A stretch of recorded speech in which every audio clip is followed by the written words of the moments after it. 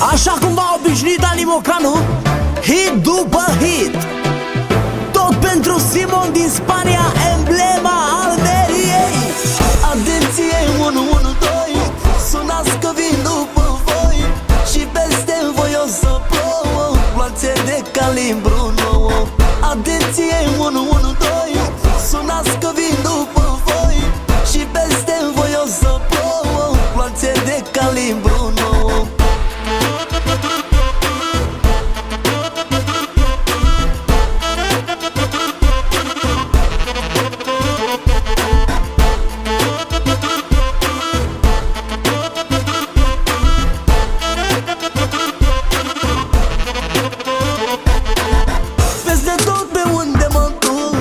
Aud numai vorbele, vă întrebați cu ce mă ocup și de unde am putere.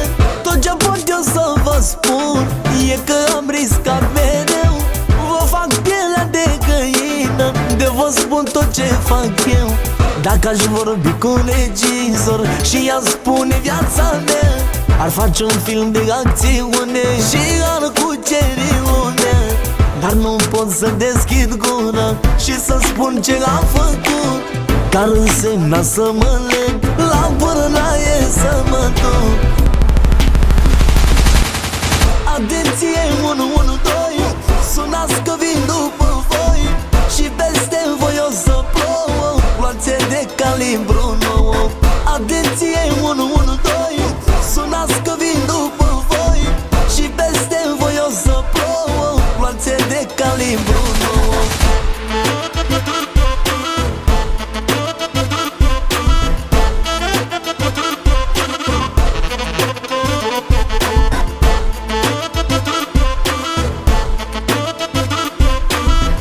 Tot pentru Simon din Spania, emblema Almeriei.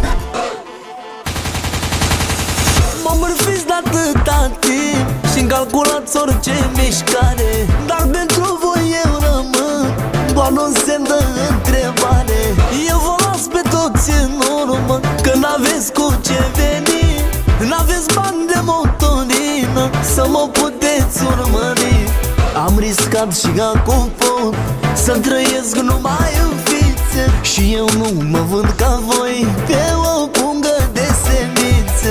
Am ajuns la un nivel cum nimeni nu s-a aștepta. Dacă-mi cade o bagnotă, nu mă aplec după ea. Atenție 112, sunați că vin după voi și peste voi o să plouă ploațe de calibru